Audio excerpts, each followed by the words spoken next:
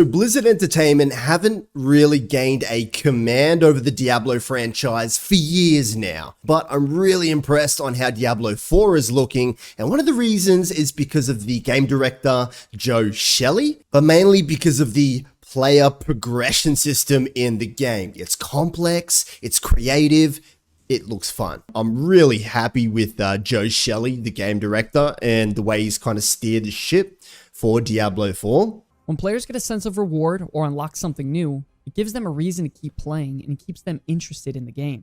The most common way for a progression system to fail is if it's simply too repetitive or they feel like they have no meaning or end goal. Now, can Diablo 4 fulfill all of these requirements while also creating a game that doesn't feel repetitive? A way of constantly giving you a fresh experience while also not being too RNG heavy? Starting off with one of the core systems in Diablo 4, the Renown system. It's an account-based reward system which unlocks rewards for all the characters on your account, including skill points, potion charges, paragon points, and also each zone in Diablo 4 has its own specific Renown progression as well. You can progress through Renown in multiple ways, such as unlocking waypoints, completing side quests, finding altars of Lilith, liberating strongholds, completing dungeons. So one of the reasons why Diablo has been so successful is because of its game loop. It's a little bit like a poker machine. You know, you're trying to get shiny stuff, to get better gear, to get more shiny stuff. But then there's that extremely important second layer of player customization to make finding these things less boring, not boring at all, feel like you're playing a video game. I think this is a phenomenal addition to the game, and for every single type of player this can apply to. You have hardcore players who want to leg up over the competition with extra skill points and paragon points. You have completionists who just like to complete the game with it being zone varied. And even for basic players, because honestly it's just such a natural progression system that you'll be completing it as you play the game itself. It also heavily helps replayability in the game with making everything account-wide.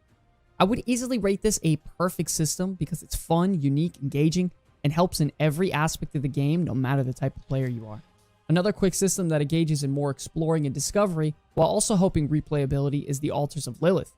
These stone altars are spread all across the world in Sanctuary, and after you find the altar, it will permanently increase a specific stat for all the characters on your account. This is especially useful for speeding up the boring stages of leveling, which is the early levels for another character. The one concern I have with this system is if you are allowed to spend these however you'd like with each character, because what if my main character is a barbarian and I just dump all these points into strength? Obviously, that would bring zero to little impact on a sorcerer alt that I'd like to play. So I'm assuming that you can invest these points however you like on a brand new character. Now, moving on to what I think is a phenomenal addition for theory crafting and testing out different builds is going to be the Codex of Power. Now, this is pretty much a giant manual that collects all legendary aspects that you've unlocked by completing specific dungeons for the first time. They know that millions of people are going to buy the game, and only a certain percentage are going to be playing the game in 2 or 3 years from now. The hardcore players will stick around. Now, it's going to be a large percentage because the game has such a big cult following, but they also have to make the games for, like, say, the average IGN viewer. You know, the people that'll play a game for 2 weeks and then move on to something else. They got to appeal to that as well. Regarding the Codex of Power, like you said, it's a manual, can find legendary items.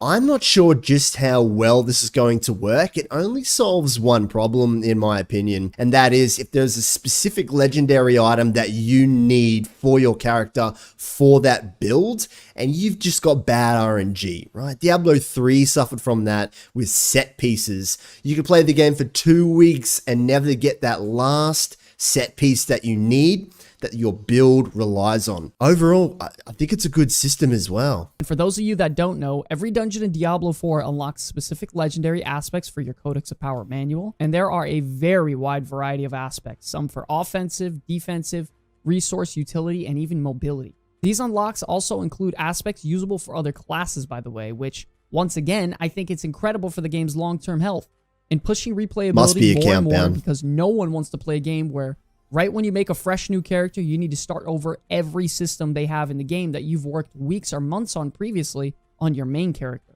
A perfect example of good systems with awful replayability was in World of Warcraft Shadowlands. You know what it does too? It frees up stash space.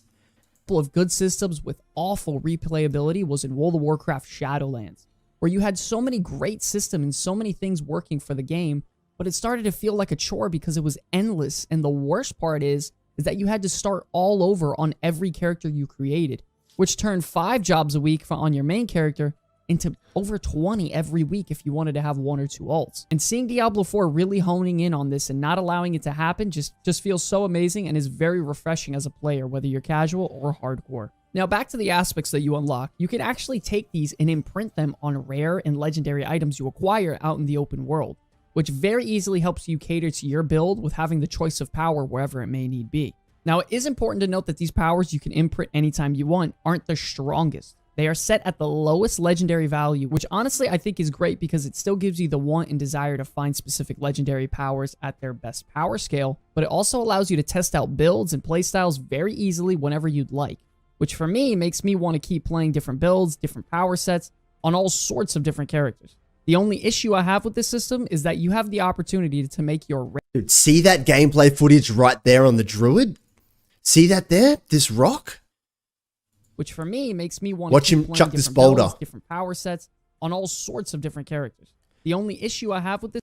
That one moment there on that druid gameplay tipped me over on which character I want to play when I start the game. That one moment there gave me just all those cool Diablo 2 memories of playing the druid. This system is that you have the opportunity to make your rare items best in slot with imprinting a legendary aspect on it, because rare items have one more affix than legendary items. I go over this greatly in depth as well as some other major concerns I have with the game overall in this video displayed on the screen, so if you want to learn more, go ahead and check that out. Next up, we have skill trees, which will be very similar to Diablo 2, but overall with a nice facelift. They have gone through tons of variations with this visually, and honestly, I think it's starting to look great. So as you level up and progress through the game, you are able to spend points beginning at a skill or a passive within each cluster. After spending 1 point, you can immediately move on to the next node that is connected to the previous node, allowing for you to focus on using a certain ability or heavily improve it with passives and buffs, etc. What's great is that they even added a search function that will highlight nodes for you to help you even more in finding skills or passives, to help finding a bonus to a certain ability even easier. You can respec point by point or refund all the points directly within the skill tree for gold, and the cost and effort to respec will gradually increase within the character's level. So pretty much while you're leveling, it's very important to note that you need to test out as much builds as you possibly can, because it's going to be harder down the line, which I can agree with, because there needs to be a way for players to dump their gold, or else everyone will just be overflowing with gold and rich. It's bigger than just the gold economy, to be honest, because they'll have a separate currency for cosmetics and stuff like that in the game. You don't really buy gear in Diablo. You don't use the merchants outside of the first playthrough. You find all your stuff.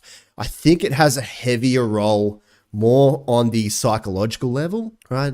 When you commit to a character and invest points into it, it feels more like yours.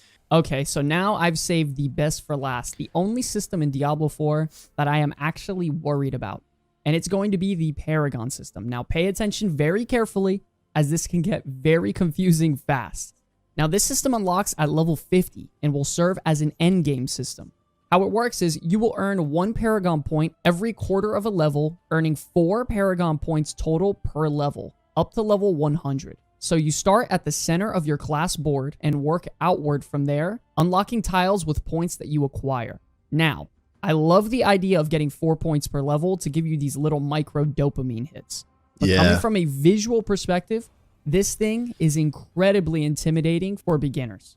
There is a massive amount of directions you can go, and on top of it, there are 5 different tile types total, and each tile type can give a wide variety of effects and benefits overall. There are also even gate nodes which are placed at the edge of the boards, which you can then attach brand new boards to, and then you can move on to that other board.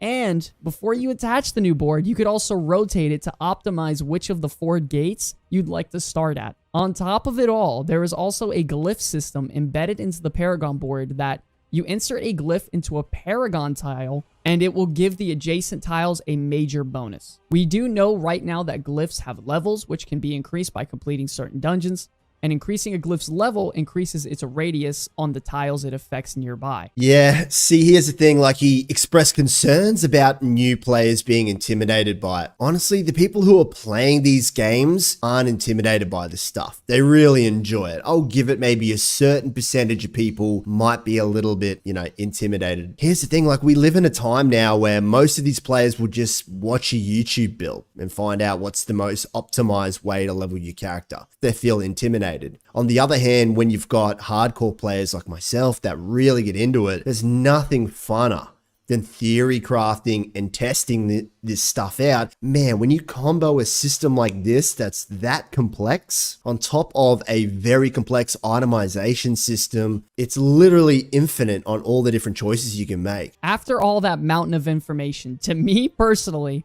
this is a lot to get into. I'm not going to lie, I love the idea of it. I just think that from a fundamental design standpoint, it's way too intimidating for a casual player. I think overall, though, it's a very cool system and they're trying something new, which is exciting. A good progression model is vital for maintaining the player's interest. When they actually work, you can have a game that keeps people coming back for hours on end, but without it, they may not want to come back even after one session. Whether you're working on a phone game meant to be played for minutes or a 100+ hour RPG, you must have your progression model fleshed out. So what do you guys think of all these progression systems? Do you think they're hot garbage? What would you change? What would you add?